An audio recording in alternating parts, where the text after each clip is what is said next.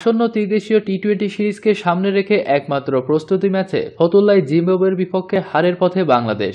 এই ম্যাচে ব্যাট হাতে ৩০ বলে ৩১ রান করেন সাব্বির ও ৩৬ বলে ২৬ রান করেন মুশফিক। ভিডিওটিতে আলোচনা করব এর বিস্তারিত। আজকের এই ভিডিওটিতে আরও আলোচনা করব টেস্ট খেলার প্রতি আগ্রহ নেই বাংলাদেশি ক্রিকেটারদের, বেরিয়ে এলো সকল গোপন তথ্য। অন্যদিকে চট্টগ্রাম টেস্টের বিতর্কিত পিচ নিয়ে এবার কিউরেটরদের বিপক্ষে আঙুল, কোথাও কোনো দুর্নীতি চলছে না তো?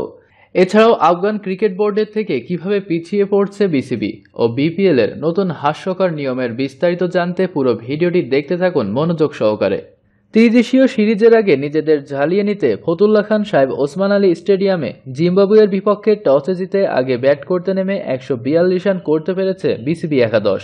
নাইম শেখের সঙ্গে ইনিংসের গোড়াপত্তন করতে নামেন এই ম্যাচে বিসিবি একাদশকে নেতৃত্ব দেওয়া সাইফ হাসান।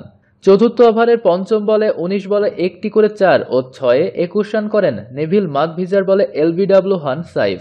সাইফের বিদায়ের ঠিক ৩ ওভার বাদে ১৪ বলে ৫-৪-এ ২৩ রান করেন নাইম। প্রস্তুতি ম্যাচের স্কোয়াডে না থাকলেও এই ম্যাচে খেলেছেন মুশফিকুর রহিম। ৩১ বলে ১-৬-এ ৩০ রান করে শিন উইলিয়ামসের বলে স্ট্যাম্পড হন সাব্বির। মুশি ২৬ রান করেন সমান সংখ্যক বল খেলে, ৪ মারেন ২টি। ছক্কা মেরে ভালো কিছুর ইঙ্গিত দিলেও ৮ বলে ১০ রান করে কাইল জার্ভিসের বলে বোল্ড হন আফিফ হোসেন ধ্রুব। শেষমেশ নির্ধারিত ২০ ওভারে ৭ উইকেটে ১৪২ রান করতে পারে বিসিবি একাদশ। জবাবে ব্যাট করতে নেমে হেসে খেলে জয় পেয়েছে জিম্বাবুয়ে। এই হলো অবস্থা। কি দারুণ! এদের নিয়ে কী বা বলার আছে? অন্যদিকে টেস্ট খেলতে আগ্রহী নয় বাংলাদেশে বেশিরভাগ ক্রিকেটার, এমনই গুঞ্জন উঠেছে মিডিয়া পাড়ায়। বাংলাদেশের ঘরোয়া ক্রিকেটের নিম্নমান, দুর্বল পাইপলাইন, খেলোয়াড়দের ফিটনেসে ঘাটতি, টেম্পারামেন্ট, স্কিলে ঘাটতি। আফগানদের কাছে টেস্ট হারের পর কত বিষয় চলে আসছে সামনে। সবচেয়ে মৌলিক প্রশ্নটা হচ্ছে বাংলাদেশের ক্রিকেটাররা টেস্ট কতটা ভালোবাসেন। বছর দুয়েক আগে জাতীয় দলের ক্রিকেটারদের মধ্যে ছোট্ট একটা জরিপ চালিয়েছিল। ৯ তরুণ খেলোয়াড়ের কাছে প্রশ্ন করা হয়েছিল ক্রিকেটের কোন সংস্করণে তাদের বেশি আগ্রহ বা কোন সংস্করণে খেলতে বেশি ভালো লাগে। টি-20-র কথা না বললেও টেস্টের প্রতিও খুব বেশি খেলোয়াড় আগ্রহ প্রকাশ করেননি। তাদের বেশি পছন্দ ৫০ ওভার অর্থাৎ ওয়ানডে ক্রিকেট। ৯ তরুণ খেলোয়াড়ের মাত্র একজন বলেছিলেন টেস্টের প্রতি তার বেশি আগ্রহ। আফগানিস্তানের বিপক্ষে চট্টগ্রাম টেস্ট হারের পর বাংলাদেশের ঘরোয়া ক্রিকেটের নিম্নমান, দুর্বল পাইপলাইন, শর্টকাটে বিসিবির সাফল্য পাওয়ার মন মানসিকতা, খেলোয়াড়দের ফিটনেসে ঘাটতি, টেম্পারামেন্ট, স্কিলে ঘাটতি, কত বিষয় চলে আসছে সামনে। সবচেয়ে মৌলিক প্রশ্নটা হচ্ছে বাংলাদেশের ক্রিকেটাররা টেস্ট কতটা ভালোবাসেন। লাল বলের ক্রিকেটের চেয়ে সাদা বলের ক্রিকেটের প্রতি যদি বেশি আগ্রহ থাকে, ক্রিকেটাররা টেস্টে ধারাবাহিক ভালো করবেন কি করে? নাম না প্রকাশের শর্তে বিসিবির এক পরিচালক কাল সন্ধ্যায় মুঠোফোনে বেশ ক্ষোভ নিয়েই বলছিলেন, আমাদের বেশিরভাগ ক্রিকেটার ওয়ানডে ও টি-20 মন থেকে যতটা উপভোগ করে টেস্টে ততটা করে না। হ্যাঁ, কিছু খেলোয়াড় আছে যেমন মুশফিক, তামিম, এরা টেস্ট অনেক পছন্দ করে, বাকিরা তেমন একটি করে না, কারণ তারা জানেই না টেস্ট কিভাবে খেলতে হয়। পরশু জহুর আহমেদ চৌধুরী স্টেডিয়ামে সাকিব আল হাসানকে ঠিক এই প্রশ্নটা করা হয়েছিল। বাংলাদেশ টেস্ট অধিনায়ক অবশ্য পুরোপুরি একমত হননি, আবার খুব একটা দ্বিমতও পোষণ করেননি। সীমিত ওভারের ক্রিকেটে বেশি আগ্রহ হতে পারে, এক একজন মানুষের ভাবনা তো এক এক রকম থাকে, মন মানসিকতাও থাকে এক এক রকম। কার ক্ষেত্রে বিষয়টি কেমন আসলে বলা মুশকিল। আলাদা আলাদাভাবে যার যার মতামত সে দিতে পারবে যে কার টেস্ট খেলার ইচ্ছা আছে বা কার ইচ্ছা নেই। তবে আমার কাছে মনে হয় না যারা এই দলে আছে তারা টেস্ট খেলতে চায় না কিংবা খেলার ইচ্ছা নাই তাদের। সাকিব যাই বলুন, বছর দুয়েক আগে সিডনিতে মেরিলোবিন ক্রিকেট ক্লাবের বার্ষিক সভায় নির্জলা এক সত্য তুলে ধরেছিলেন। সেখানে বলেছিলেন টি-20 থেকে বেশি আয়ের সুযোগ থাকায় বাংলাদেশের অসংখ্য তরুণ ক্রিকেটার টেস্ট ক্রিকেটকে আর তাদের লক্ষ্য হিসেবে দেখেন না। বাঁহাতি অলরাউন্ডারের যুক্তি উড়িয়ে দেওয়ার সুযোগ নেই। ঘরোয়া ক্রিকেটে একজন খেলোয়াড় টি-20 আর ৫০ ওভারের লিগ বা টুর্নামেন্ট খেলে যে আয় করেন সেটি ৩ ভাগের ১ ভাগও আয় করা যায় না বাংলাদেশ ক্রিকেট লিগ কিংবা জাতীয় লিগ খেলে। কদিন আগে একজন তরুণ ক্রিকেটার রসিকতা করেই বলছিলেন লাল বলে কষ্ট বেশি, উপার্জন কম। ক্রিকেটে টেস্টের মর্যাদা কতটা তিনি জানেন টেস্টে ভালো খেলতে পারলে সব সংস্করণেই ভালো খেলা যায়। এও জানেন টেস্ট হচ্ছে টোটাল ক্রিকেট, এটার মধ্যে ক্রিকেটের ৩ সংস্করণের স্কিলের পরীক্ষা হয়। টেস্টের প্রতি ক্রিকেটারদের আগ্রহী করে তুলতে বাংলাদেশ ক্রিকেট বোর্ড চাইলে ইংল্যান্ড অস্ট্রেলিয়ার পথে হাঁটতে পারে। ইংল্যান্ডে একটা সময় ছিল শুধু টেস্টে যারা ভালো করবেন তারাই কেন্দ্রীয় চুক্তিতে থাকতে পারবেন। গত 3 বছরে অবশ্য কেন্দ্রীয় চুক্তির নিয়মে কিছুটা বদল এনেছে তারা। টেস্টের পাশাপাশি সাদা বলের ক্রিকেটারদের আলাদা চুক্তির ব্যবস্থা রেখেছে।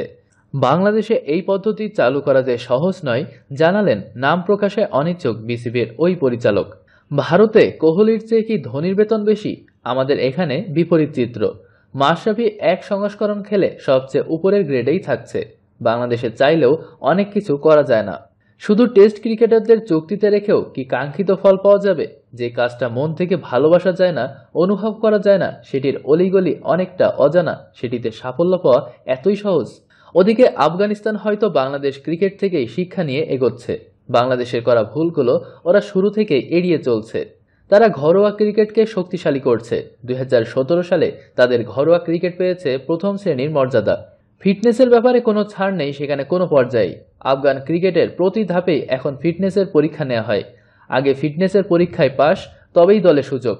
ইয়ো টেস্টে 17.4 পয়েন্ট না পেলে দলে সুযোগ নেই, যেখানে ভারত 16.2 পয়েন্ট পেলেই পাস, পাকিস্তানে 17.2।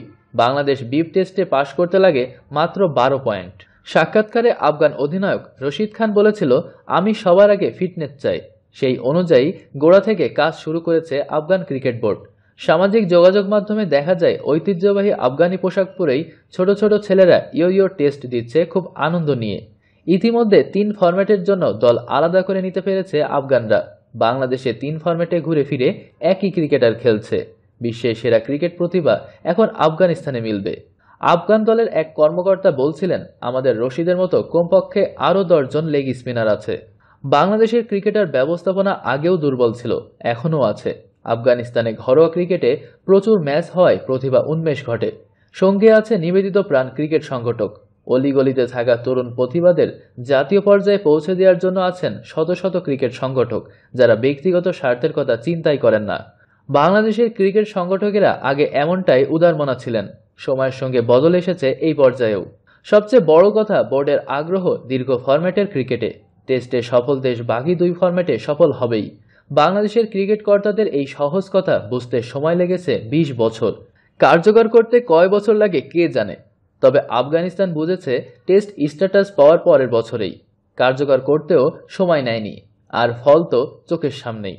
অন্যদিকে গুঞ্জন উঠেছে পিচ নিয়ে নানান কথার। বিশ্বকাপ শেষ হয়েছে 2 মাস আগে।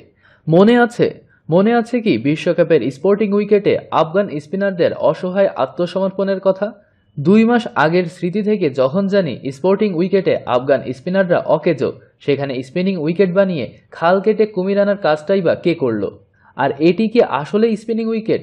ইংল্যান্ড অস্ট্রেলিয়া টেস্টে দেখেছি স্পিনিং উইকেটে সাকিব, মিরাজ, তাইজুলদের ঘূর্ণি। কি আশ্চর্য, এই উইকেটে চতুর্থ দিনেও সেই ঘূর্ণি নেই, অথচ আফগান স্পিনাররা ঠিকই দ্বিতীয় দিন থেকেই টার্ন বাউন্স খুঁজে পেয়েছেন। তাহলে এটা কি আসলে সেই পিচ যেই পিচ দিয়ে ইংল্যান্ড অস্ট্রেলিয়াকে বধ করেছিলাম? যদি না হয় তাহলে এটা কি পিচ? কে বানালো এই পিচ? কেন বানালো এই পিচ? কার সুবিধা দিতে বানানো হলো এই পিচ? গত বছর শ্রীলঙ্কার বিপক্ষে টেস্ট ম্যাচের পরও অভিযোগ ছিল ড্রেসিং রুমের নির্দেশ অনুযায়ী তৈরি হয় না পিচ। তাহলে কার নির্দেশে হয়? আর 1.5 বছর পর কেন আবার এই অভিযোগ উঠল? এই 1.5 বছর ব্যাপ্তি বিসিবি কর্তাদের ঘুম কি আদৌ ভাঙবে? চলুন 6 মাস আগে চলে যাই। বিসিবি ভবনে মিটিং। আফগানদের বিপক্ষে পেস উইকেটে খেলবে বাংলাদেশ। সেজন্য মিরপুরে না রেখে ম্যাচ চলে গেল চট্টগ্রামেও স্পিন পিচ। এটা কি কাকতালীয় নাকি পারদে পারদে লুকিয়ে থাকা রহস্য? চলুন এবার আরেকটু কাছে আসি। 1 মাস আগে বাংলাদেশে আসলো আফগান এ দল, যেখানে ছিল এই দলের অধিকাংশ ক্রিকেটার। তাদের আবার খেলানো হয়েছে জহুর আহমেদের উইকেটে। শতভাগ প্রস্তুতি আফগানদের দেওয়ার জন্য কে দিল এই সিরিজ খেলার সুযোগ?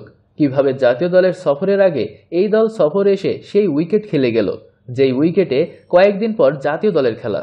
এগুলো কি, কিভাবে হলো, কোথায় আছে এর উত্তর? কে দেবে এর উত্তর? এগুলো কি শুধুই কাকতালীয়, নাকি রহস্যের ভাঁজে আটকানো থাকা কোনো পরম সত্য, যার মধ্যেই আটকে আছে আমাদের আবেগ, অনুভূতি আর ভালোবাসার ক্রিকেট? কোথাও কোনো দুর্নীতি হচ্ছে না তো? বারবার পিচ সমস্যার পরও কেন পিচ কিউরেটর পরিবর্তন করা হচ্ছে না, তারও কোনো উত্তর নেই। ওদিকে বিপিএল নিয়ে নতুন সিদ্ধান্ত হলো, বিপিএল হবে বঙ্গবন্ধুর নামে, সকল খরচ বহন করবে বিসিবি। বিস্তারিত জানতে পারবেন আমাদের সকালের নিউজে। প্রিয় ভিউয়ার্স, এবার জিম্বাবুয়ের বিপক্ষে হার নিয়ে আপনার মন্তব্য কি? কোথায় যাচ্ছে আমাদের ক্রিকেট? কমেন্ট করে জানিয়ে দিন বাংলাদেশ ক্রিকেট নিয়ে আপনার মূল্যবান চিন্তাভাবনা। ভিডিওটি ভালো লেগে থাকলে অবশ্যই একটি লাইক দিন ও অসংখ্য শেয়ার করুন। ক্রিকেটের সর্বশেষ সকল খবরাখবর জানতে আমাদের চ্যানেলটি সাবস্ক্রাইব করে আমাদের সাথেই থাকুন।